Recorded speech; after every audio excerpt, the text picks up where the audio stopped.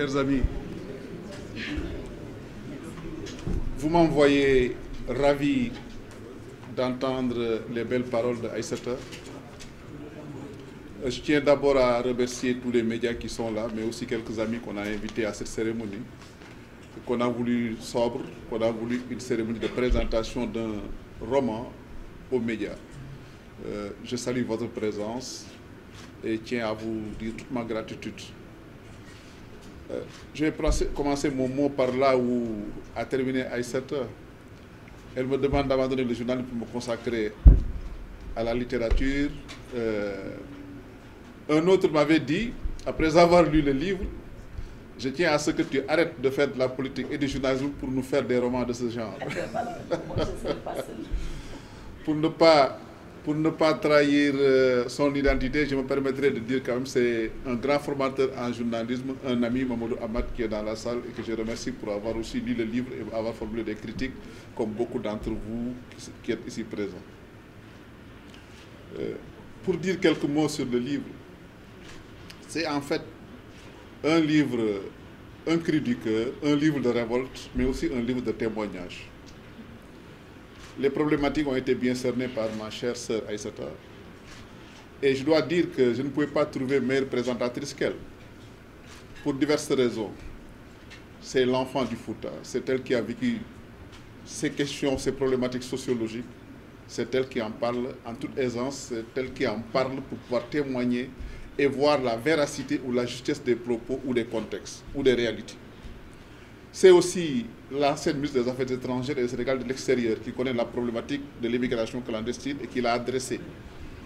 C'est aussi la brillante avocate qui a défendu les femmes, qui a défendu les droits de la personne humaine, mais qui a aussi son vécu et son rapport avec la situation des femmes dans un contexte africain, dans un contexte sénégalais, mais aussi dans une société musulmane. Toutes ces problématiques se trouvent dans le livre. Ce livre aussi a voulu être, comme je l'ai dit, un cri du cœur sur un phénomène qui n'est peut-être pas nouveau. L'émigration de tout le temps, les peuples bougent, les peuples voyagent. Mais ce phénomène d'exode massif des jeunes de nos pays qui se jettent dans les océans jusqu'à ce qu'on puisse parler d'un livre, Le ventre de l'Atlantique ou Le cimetière de l'Atlantique.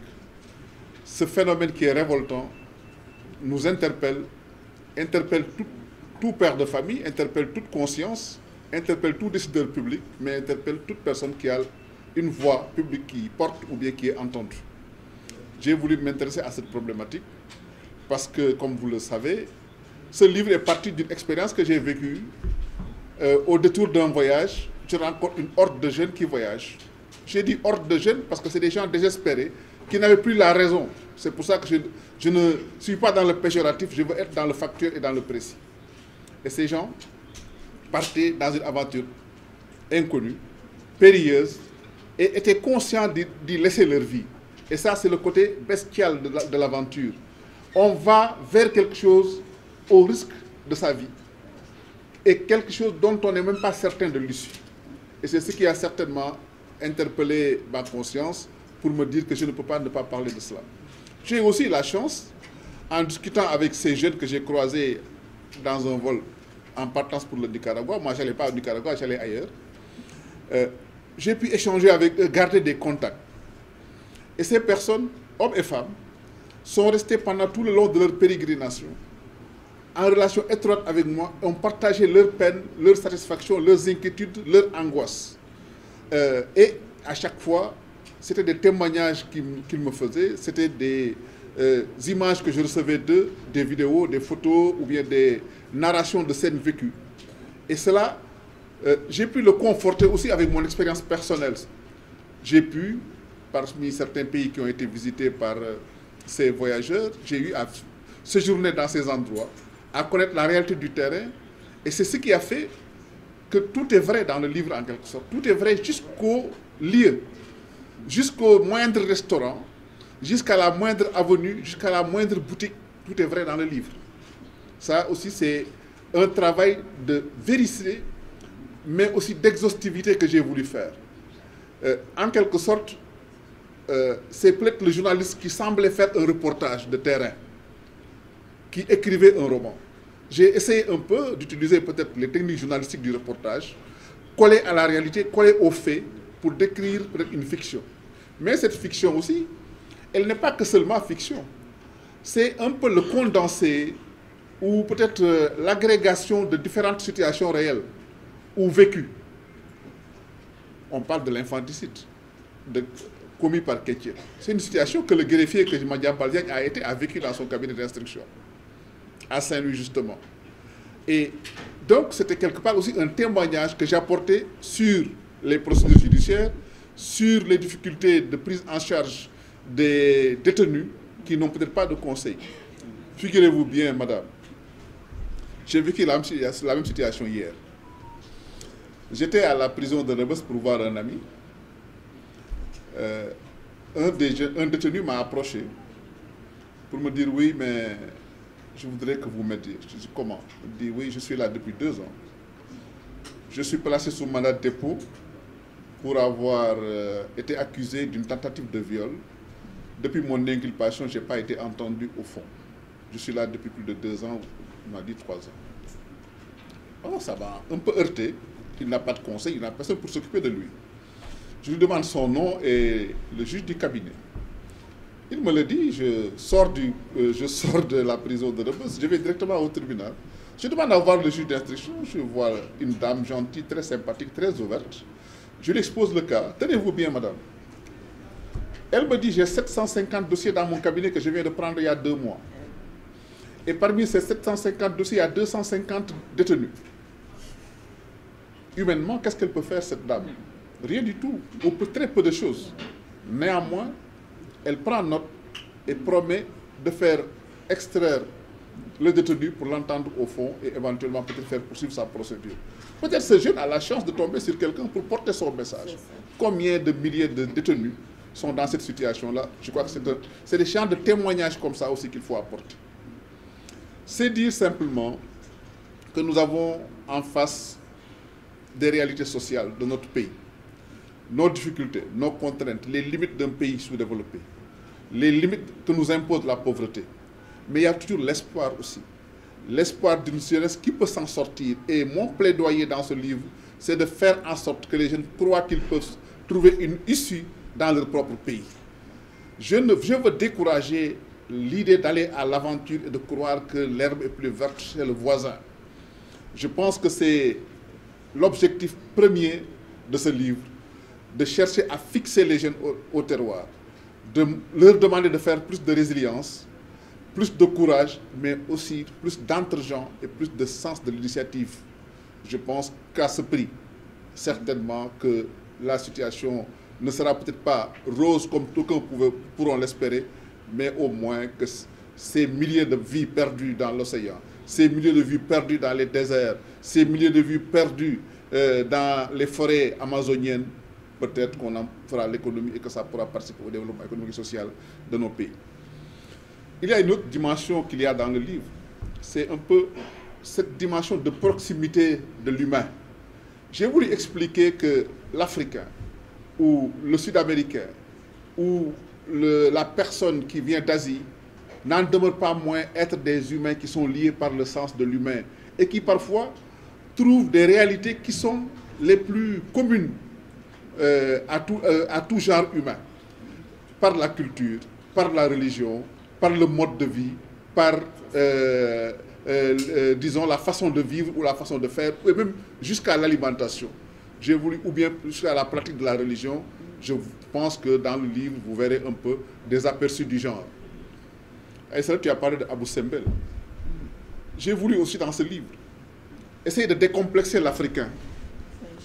Essayer de décomplexer l'Africain par rapport à notre histoire et notre culture.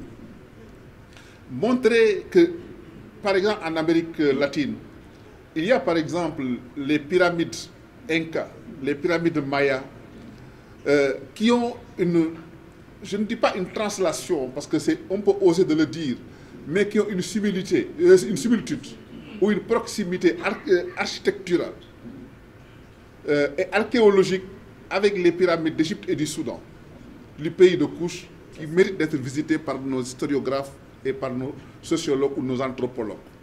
J'ai voulu montrer que l'Afrique a été à ce niveau. L'Afrique a été à cette pointe.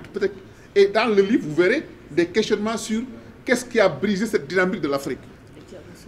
Et c'est justement la scène devant la Maison Blanche. C'est pour questionner notre rapport par rapport à la démocratie dans notre histoire à nous. L'épopée de Thierno Souleymane Baal, ça a été visité dans ce livre. Le pacte de Kourouva, le pacte du Mandé, ça a été visité dans ce livre. C'est-à-dire, on est devant la Maison Blanche, c'est le haut lieu de la démocratie, c'est peut-être l'homme le plus puissant du monde dort dans cet endroit-là. Dans la pelouse de la Maison Blanche, il y a ce qu'on peut appeler la scène qu'on vit dans le Hyde Park à Londres, où le speaker vient dire ce qu'il veut, librement, sans être inquiété. C'est aussi un parallèle ou un clin d'œil à nos réalités africaines, nous, par rapport à la démocratie. Je crois que ça aussi, c'est quelque chose, c'est quelque part l'audace de l'auteur de faire ce parallèle pour montrer jusqu'où on a à apprendre aussi de la liberté et de la démocratie. C'est jusqu'où aussi on a à apprendre des modes de fonctionnement, par exemple, de la démocratie. Parce que, par exemple, si vous voyez sur la Pennsylvania Avenue, le cortège de la vice-présidente des États-Unis qui passe avec 2 véhicules seulement, alors qu'ici, n'importe quel ministre peut passer avec un cortège de 3 ou 4 véhicules, avec une garde rapprochée et des gyrophares. C'est vous dire la simplicité et ce rapport par rapport au pouvoir. C'est des problématiques qui sont nombreuses, que j'ai essayé de visiter et d'embrasser dans le livre.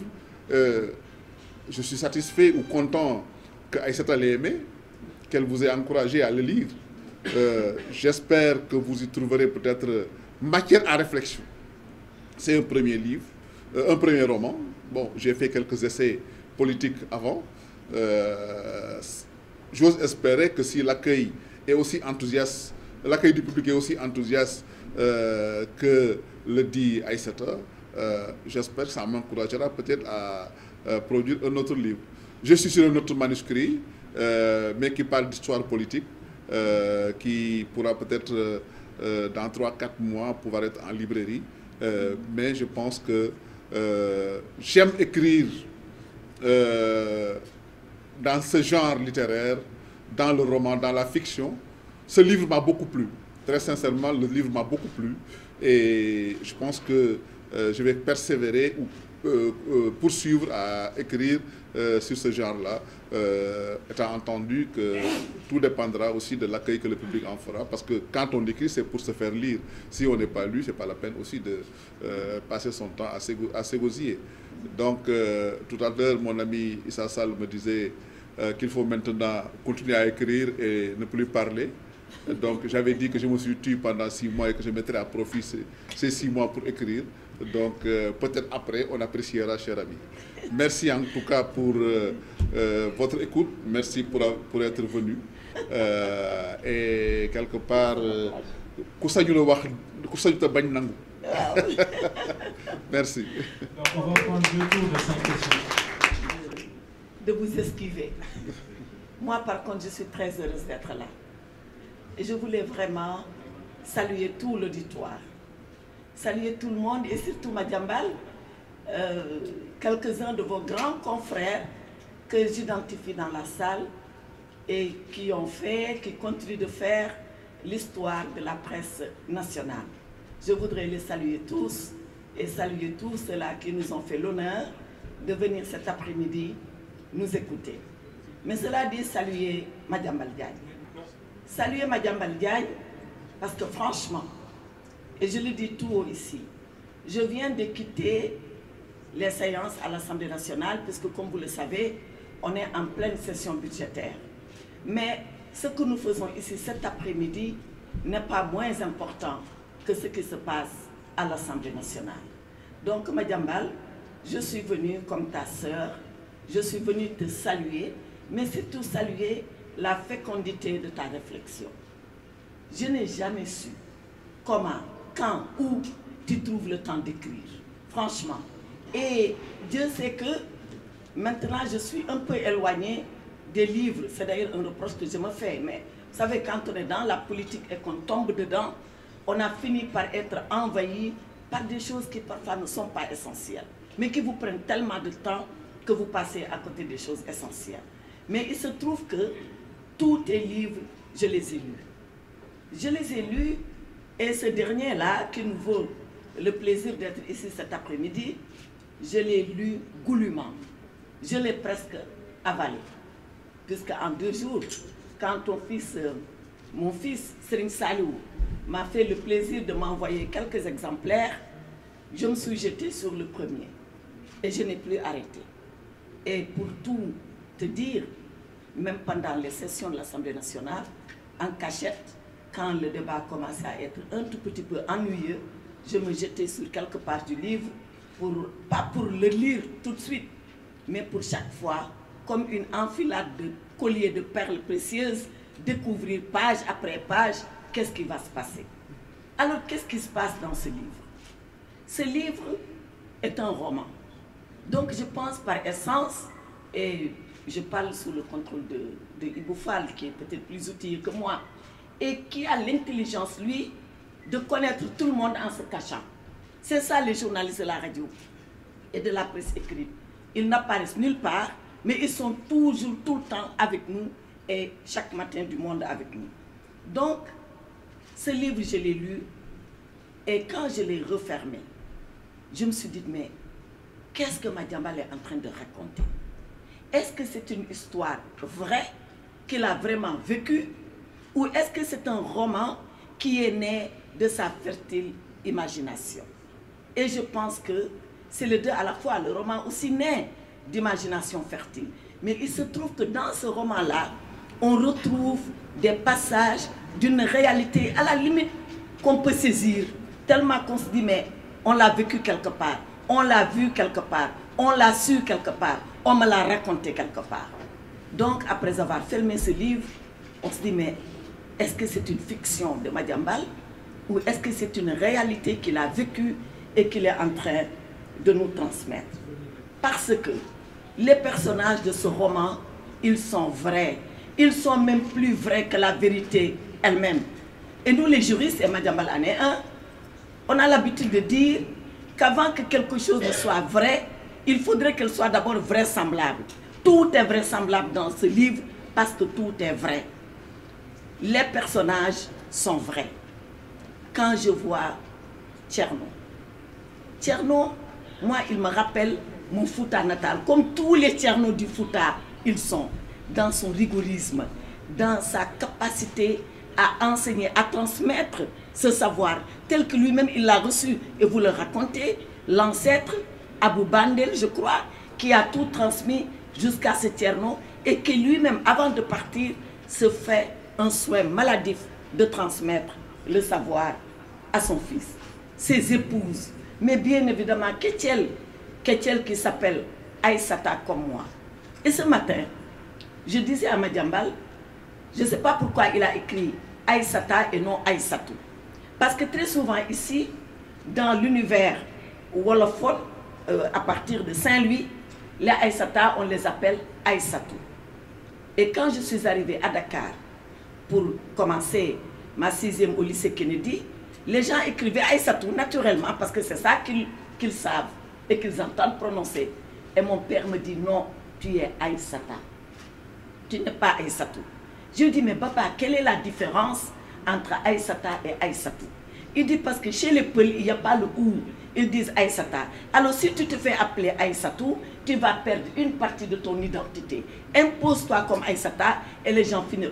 Et exactement, Kétiel, elle s'appelle Aïssata comme tous les Peuls prénomment les Aïssatou. Et après, on lui trouve un sobriquet. Comme les Peuls aussi savent trouver le sobriquet. Le sobriquet, c'est Kétiel. Que veut dire Kétiel? Kétiel, c'est la dernière née. C'est presque le bébé. Mais tu l'expliques bien. C'est l'enfant chéri de son père, parce que son père l'appelle Nénam. Nénam, ça veut dire ma maman, presque ma maman à moi, toute seule. C'est pas Suñu Yaay, c'est pas Sama Yaay même. C'est même plus possessif que ça. C'est Sama Yaay man rek, bokumako ak kenn. C'est ça Nénam. Et voilà comment tu trouves l'expression dans la profondeur de ce que les Foutanké traduisent pour le dire dans le livre. Et c'est pour ça que je dis, moi, une enfant du Fouta, je lis ce livre et je dis, mais c'est vrai, ces personnages sont vrais parce que je les ai connus dans mon passé, parce que je les ai rencontrés. Jusqu'à Issa Abou, et tu expliques pourquoi Issa, il est Abou. Parce qu'au Fouta, et la scène se passe dans un village qui s'appelle Wuro Demba. Au Fouta, les noms de famille sont rarement utilisés. Le nom de famille, c'est très souvent le prénom du père. C'est le prénom du père. Donc, on va dire, je dis là, Mahmoud Ibra, parce que Ibra c'est le père et Mahmoud c'est le prénom. Le Khan ne viendra qu'après. D'ailleurs, ils sont deux côte à côte là, presque des jumeaux. Je ne sais pas si c'est le hasard du protocole, mais c'est parce qu'ils ont voulu être ensemble. Voilà. Bon, il y a Mamadou Ibra et Mahmoud Ibra. Je reviens à ce que je disais. Les deux, Mamadou et Mahmoud, finissent par le prénom du père. C'est exactement ce qu'il a dit de Issa Abou. C'est également une réalité vraie dans le Fouta. Et puis il y a cette belle Drianké qui arrive avec les clés de sa Mercedes, avec son argent, très pompeuse, qui ne se presse pas, qui a l'argent qu'il faut et qui fait tomber Tcherno le rigoriste, sous son charme. C'est également quelque chose que nous connaissons très bien et que nous avons vécu. Voilà pourquoi je dis les personnages sont vrais. Mais les problèmes aussi sont vrais. Les problèmes qui sont racontés dans ce livre, ils sont même parfois plus vrais que la vérité elle-même. Que raconte ce livre? L'histoire de Kétiel, de Aïssata. Aïssata qui vit dans un milieu conservateur, mais qui subit la violence d'un viol. Même si toutes les jeunes filles ou toutes les jeunes femmes n'ont pas subi un viol, on en connaît nous, tous les jours, qui se racontent, qui ont vécu ces épreuves-là dans leur vie. L'école d'où elle est sortie de façon très précoce, ça aussi, c'est une vérité que toutes les filles rencontrent. D'ailleurs, pas seulement à l'école, même pour les études coraniques, quand vous allez jusqu'à, bon, la sourate Kafirun, bon, mais ça va, elle a de quoi faire les prières, ça suffit. Ah, les hommes, non, non, non, il faut que nous watchions le Coran. On va les amener jusqu'à Bakara, et puis voilà, ils auront embrassé tout le Coran. Mais les femmes, ce n'est pas la peine. C'est juste 3-4 versets, de quoi prier, de quoi s'acquitter de ses devoirs religieux, et après, c'est fini. Donc Aïssata, elle va à l'école, c'est pour ne jamais finir. Pourquoi? Parce que c'est l'autre fléau qui l'attend, c'est le mariage précoce. Un mariage arrangé entre elle et son cousin, qui bien évidemment vit à l'étranger, qui bien évidemment après la nuit de noces ne reviendra plus jamais, et qui bien évidemment la pousse vers un amour là, vraiment voulu, mais caché, presque interdit, avec cet instituteur du village qui arrive et qui fait les salutations à son père, d'où le coup de foudre, d'où l'enfant caché, d'où l'infanticide. Parce que tout ça finit à l'infanticide. Et là, on sent dans l'écriture le juriste qui parle, dans les méandres et les dédales de la procédure, mais bien évidemment qui dénonce la lenteur des procédures judiciaires, avec ce juge d'instruction qui jamais n'instruira et qui ne se rappellera qu'au moment de son affectation, grâce à la vigilance du greffier, qu'il y a un dossier qui vous attend là et que vous n'avez pas traité. Donc, voilà les problèmes qui, pour moi, sont les problèmes vrais. Mais je ne peux pas dire que c'est des problèmes propres au Fouta. À la limite, on enlève la sévérité du climat, on met quelques arbres et quelques climats un peu clément. Bon, on se dira qu'on est dans un village serrère ou qu'on est en Casamance. Bref, c'est toutes les filles, toutes les femmes du Sénégal qui, un jour ou l'autre, ont subi ou peuvent subir le même sort que Aïssata Kétiel. Et puis à la suite de ça, et qui est vrai aussi, arrive l'émigration. Aïssata, elle a été honnie et vouée aux gémonies par son père, le Tcherno, qui n'a pas accepté qu'elle puisse avoir cette grossesse hors mariage, qui n'a surtout pas accepté d'abord l'infanticide, ensuite la grossesse hors mariage, et qui l'a fait partir de la maison familiale. Mais elle ne part pas seule, elle part avec sa mère. Ça aussi c'est une réalité. Quand l'enfant réussit par les grâces de la maman. Mais quand l'enfant échoue, l'enfant a échoué parce que sa mère doit être elle-même l'auteur de l'échec. Et Tcherno sort Aïssata et sa mère du domicile. Et voilà qu'elles partent à l'aventure. Et l'aventure les amène dans un premier temps à Saint-Louis, où je trouve d'ailleurs, dans l'imagination de Madiambal, qu'il pense que les femmes, elles sont courageuses, elles sont fortes, elles sont ce qu'on appelle maintenant dans notre vocabulaire post-Covid, elles sont résilientes. Et Ketchel et sa mère essayent de recréer un univers. Elles essaient de s'en sortir. Elles essayent d'oublier cette tragédie familiale. Et elles font leur petit business qui, à mon avis, aurait pu marcher, mais elle est tentée maintenant par l'autre fléau qui est l'immigration irrégulière. Et Ketchel veut s'exiler. Mais je me rends compte qu'elle a sa personnalité. Elle ne veut pas prendre les pirogues. On lui propose les pirogues, elle dit non. Avec cet océan qui est devenu un cimetière sous nos yeux, je ne prendrai jamais le risque de passer par la pirogue. Elle prend le chemin du Nicaragua. Elle prend le chemin du Nicaragua et vous l'expliquez, c'est la première fois que je comprends maintenant pourquoi tout le monde veut aller au Nicaragua. Et pourtant, j'ai rencontré le ministre des Affaires étrangères du Nicaragua à l'époque aux Nations Unies. Mais tu expliques que, parce qu'entre nous et Nicaragua, il n'y a pas de visa, que le passeport sénégalais, il est accepté directement au Nicaragua. Mais c'est le paradis pour tous ceux-là qui veulent partir et que les visas emprisonnent chez eux. Donc, elle va au Nicaragua parce qu'arrivée à Managa, elle peut aller sortir, aller aux États-Unis sans qu'on lui demande un quelconque visa.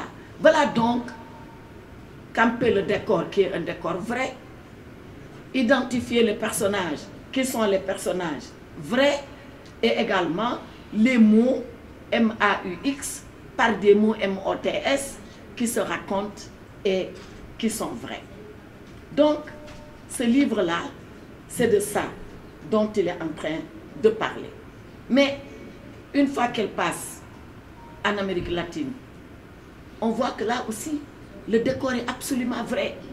Moi, j'ai été en Amérique latine une fois, c'était en Argentine. Mais je retrouve exactement des paysages, des personnages que j'ai vus en Argentine. Et j'imagine que c'est absolument la même chose au Nicaragua et dans toute l'Amérique latine. Et il raconte comment les Africains et les Latino-Américains peuvent être quelque part des cousins. Pas seulement parce que nous sommes dans le sud global, comme on le dit tout de suite, pas seulement parce que nous avons été colonisés et décolonisés, comme on peut le penser, pas seulement parce que nous vivons les mêmes problèmes pour les questions de développement, mais c'est parce que quelque part, nous sommes deux continents qui nous faisons face et qu'un Sénégalais a tenté de nous relier. C'est Bakary II. Je ne sais pas comment tu as été chercher ce personnage de Bakary II. Ça m'a fait penser que dans un amphithéâtre en Argentine, je suis venue développer une conférence publique autour de Bakary II et de son épopée. Est-ce vrai? Est-ce du fantasme? Est-ce de la légende? Moi, je suis beaucoup plus encline à penser que c'est vrai, parce que c'est des sociologues, en l'occurrence Pathé Diagne, qui l'écrit et qui le décrit. Et parce que personne ne dit le contraire, personne ne dit que ce n'est pas vrai. Et parce qu'on retrouve des traces de Noirs qui ont vécu en Amérique latine et qui, peu ou prou, ont les mêmes habitudes, les mêmes pratiques culturelles que nous. Cela se retrouve dans ce livre. Et c'est la raison pour laquelle je dis, est-ce un roman? Est-ce une fiction? Et moi, ou est-ce qu'une réalité? Et ça m'a fait penser à notre film Bamako. Quand on faisait le film, le réalisateur n'arrêtait pas de nous expliquer que c'est un film vrai. Je lui dis, mais c'est pas vrai, que c'est quoi un film vrai? Tu veux raconter une histoire ou tu veux décrire une réalité? Il me dit les deux. Je raconte une histoire à partir d'une réalité que je connais. C'est exact. Et je vois Madame Ndiaye dans le public. Il était là, lui, il était à Banque mondiale. Et il m'a fait inviter à un dîner avec le président de l'époque de Banque mondiale, qui me dit, mais ce film-là, quelle idée vous a pris d'aller le réaliser, le tourner? Je dis, bon, parlez au réalisateur. Et je lui ai expliqué, Madame, tu te souviens, non? C'est toi qui m'avais dit de venir répondre à son dîner. Je ne sais pas si c'était Jacques Delarosière ou qui il était. En tout cas, on a fait ce dîner. Je l'ai taquiné en disant, je me rends compte qu'à la Banque mondiale, vous avez projeté le film, tout le monde a regardé, vous n'avez même pas payé un ticket de cinéma, ni de droit d'auteur, vous l'avez fait gratuitement. Donc, ce livre-là, il me renvoie à Bamako. C'est une fiction, mais qui est une réalité saisissante, une réalité que nous vivons tous les jours. Alors, de quoi parle ce livre et à qui il parle? Je pense que ce livre, d'abord, il nous parle à nous qui vivons ces situations-là, que ce soit directement ou personnellement, ou indirectement par personne interposée. Et ce livre expose des problèmes qui nous sont endogènes, mais des problèmes vrais de chez nous, qui ne sont pas des problèmes d'ailleurs. Et parce que le livre prend naissance à l'intérieur de nous-mêmes, tous les problèmes que Madiambal décrit, que les femmes rencontrent, que parfois les hommes même rencontrent, même le rapport à la religion est décrit dans ce livre-là.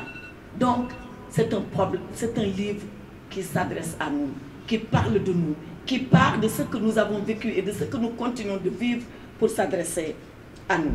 Mais également, c'est un livre qui s'adresse à l'extérieur. Et j'ai vu comment Madiambal, tout au long des pages, a été chercher un apport extérieur.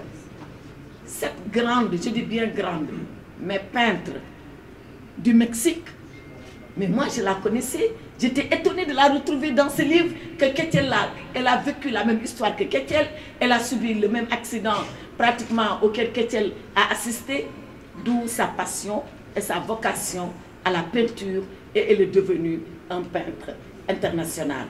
Donc, c'est ça pour moi la richesse de ce livre.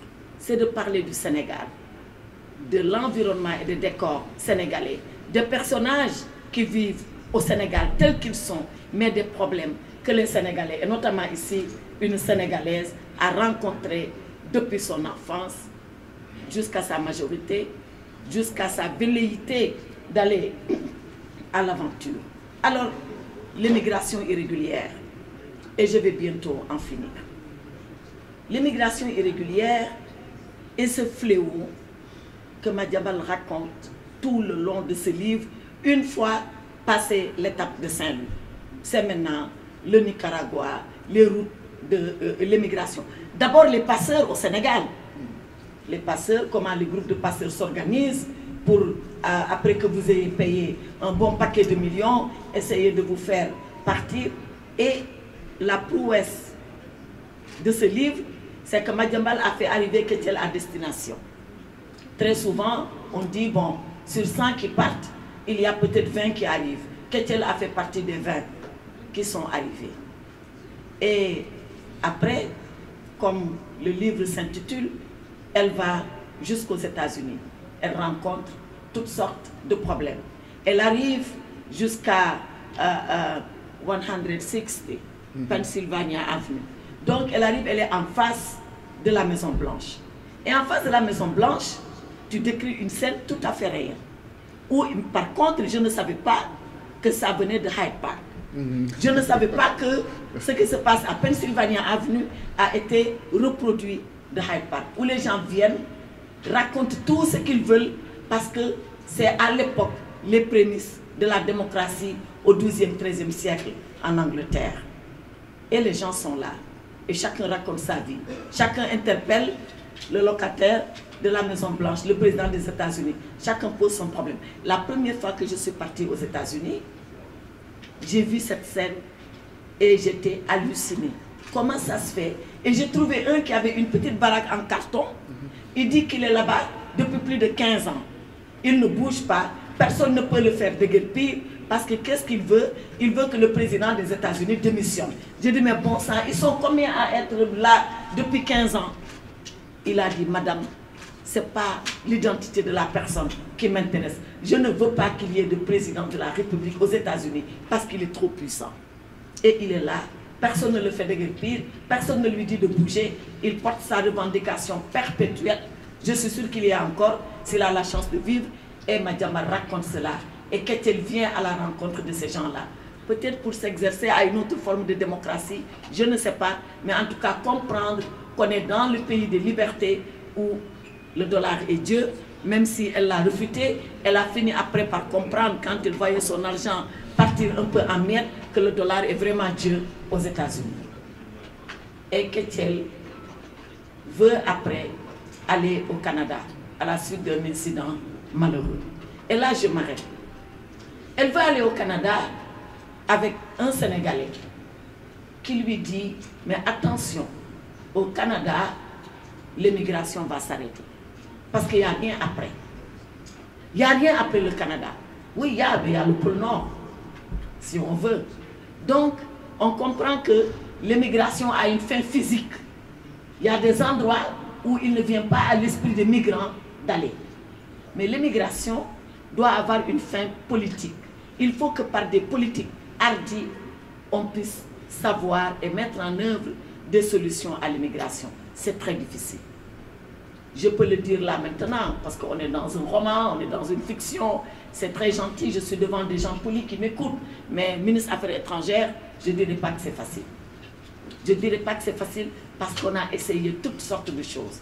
Parce que le fait de partir et de voyager, mais ça fait partie de la... c'est naturel, c'est consubstantiel à l'homme. L'homme veut toujours partir, il veut toujours s'évader, il veut quitter là où il est. Il est curieux de savoir ce qui se passe après lui. Quand François Mitterrand a été condamné par son cancer, il est parti en Égypte. Il est parti en Égypte et il est parti à Abou Simbel. Et Abou Simbel, il a regardé l'œuvre des pharaons, des plus grands pharaons. Et il a regardé le soleil se coucher sur Abou Simbel. Et on lui a dit, Monsieur le Président, pourquoi avez-vous fait ce voyage? Il dit, c'est pour percer le mystère de la mort, avec ces gens qui n'ont jamais pensé mourir et qui ont toujours voulu tutoyer l'éternité. Mais après, il revient en France. Il revient en France et il se rend compte que ses jours sont comptés, il va mourir. Et le dernier jour, pendant qu'il avait encore quelques forces, et qu'on lui a dit, Monsieur le Président, il dit, enfin, je vais savoir. Enfin, je vais savoir. Parce que l'homme a soif de savoir qu'est-ce qui se passe après la mort. Eh bien, c'est le même instinct qui nous pousse à partir, qui nous pousse à repousser l'horizon, qui nous pousse à vouloir chercher à savoir qu'est-ce qui se passe derrière cette ligne que nous apercevons. Donc dire, avec tout ça que je décris de l'humain, qu'on va arrêter l'immigration clandestine, c'est vraiment, excusez-moi du terme, prendre ses rêves pour des réalités. Mais nous pouvons mettre quelques garde-fous. Les garde-fous, on les a mis. Ils sont la plupart du temps répressifs. Ça ne marche pas trop. On démantèle les grandes pirogues qui amènent les gens. On interdit que le carburant soit vendu dans des jerrycans pour penser que les passeurs ne viendraient pas prendre du carburant. On met toute la gendarmerie sur nos ports, mais quand même les gens arrivent à partir. Donc, la solution répressive ne peut pas être la seule et unique solution. Il y a la solution de la dissuasion, parce que personne ne comprend au Sénégal. Quand les gens partent parce qu'ils sont persécutés, on le comprend. Quand les gens partent parce que les conditions économiques les poussent à partir, on comprend. Quand les gens partent parce que les changements climatiques les ont poussés à y aller, ayant tout perdu, on comprend. Mais quand les gens partent alors qu'ils ont de l'argent et une situation, il y a un gros point d'interrogation que nous devons lever. Et Ketiel fait partie de ces migrants. Ketiel, elle avait un business. Mais pourquoi bon sang part-elle? Pourquoi on voit quelqu'un qui liquide toute sa quincaillerie, qui a de l'argent et qui dit je m'en vais? Pourquoi on voit un enseignant qui risque cela? Moi, je l'ai vécu en tant que ministre des Affaires étrangères et je n'ai jamais eu réponse à cela. Donc, il y a un phénomène devant nous que nous devons analyser avec toute la froideur qu'il faut pour essayer de comprendre et d'aller au-delà de ce qui pousse les gens à partir et d'essayer d'appréhender ce phénomène. Et pour finir, Madiambal tue Ketiel à la fin. Il la tue. Ketiel, elle se projette d'un étage parce que justement, elle devait encore être arrêtée par la police américaine. Et pour elle, c'était le coup de trop. C'était la misère morale de trop. C'était encore l'injustice de trop parce qu'elle devait être arrêtée alors qu'elle n'avait rien fait. Voilà. On l'a poussée. Elle n'a pas fait d'infanticide comme ça parce que c'était à la suite d'un viol. Elle a pris une grossesse parce que c'était son amour. Mais on ne l'a pas acceptée. On l'a sortie de chez elle. Et là, voilà qu'après avoir surmonté toutes ces difficultés et toutes ces épreuves, elle se retrouve encore nez à nez avec la police pour quelque chose qu'elle n'a jamais commise. Et là, elle n'en pouvait plus. Elle se jette de l'étage et ainsi prend fin la tragique vie de Ketiel. Et je dis à Madiambal ce matin, tôt ce matin, Mais pourquoi donc tu as tué Ketchel? Comme j'avais dit à mon oncle Cheikh Hamidou Kane, je dis, mais tonton, pourquoi avez-vous tué Samba Diallo? Il fallait le laisser vivre. Il me dit, parce que pour moi, je ne pensais pas un jour qu'on puisse combiner et la civilisation occidentale et nos racines et notre culture pour transcender tout ça, prendre de chez les autres tout en restant ce que nous sommes. Si je réécrivais Aventure ambiguë aujourd'hui, peut-être que je n'aurais pas tué Samba Diallo. Mais Madiambal me dit, si je ne tue pas Ketchel, ça aurait été un happy end. Et un happy end, c'est comme un appel d'air à tous ceux-là qui veulent partir. C'est comme si l'immigration devait être un succès, l'immigration devait être la clé de la réussite. Or, ça ne peut pas être cela. Je ne peux pas pousser les gens, je ne peux pas encourager l'immigration irrégulière. Voilà donc comment s'arrête la vie de Ketchel, tout en nous laissant, nous, penseurs et très songeurs sur tous ces phénomènes que Madiambal a tenté d'embrasser dans ce livre. En tout cas, ce livre, je vous demande de le lire. D'abord, il est remarquablement bien écrit. Remarquablement bien écrit. Ensuite, il se lit d'un trait. Et puis, il nous raconte, comme je l'ai dit, sous forme de fiction, une histoire vraie. Rien n'est plus vrai que le Tcherno. Rien n'est plus vrai que ces paysages du Fouta que tu décris. Rien n'est plus vrai que toutes ces épreuves que Ketchel a traversées. Rien n'est plus vrai que la tragédie humaine autour de l'immigration clandestine. En tout cas, félicitations Madiambal. Vraiment, bravo pour ce que tu as fait. Moi, je suis séduite par cet art qu'on te découvre maintenant. Et si j'ai un vœu à formuler, n'en déplaise aux journalistes, c'est que tu abandonnes le journalisme pour ne te consacrer maintenant qu'au roman. Je vous remercie de votre attention. Merci.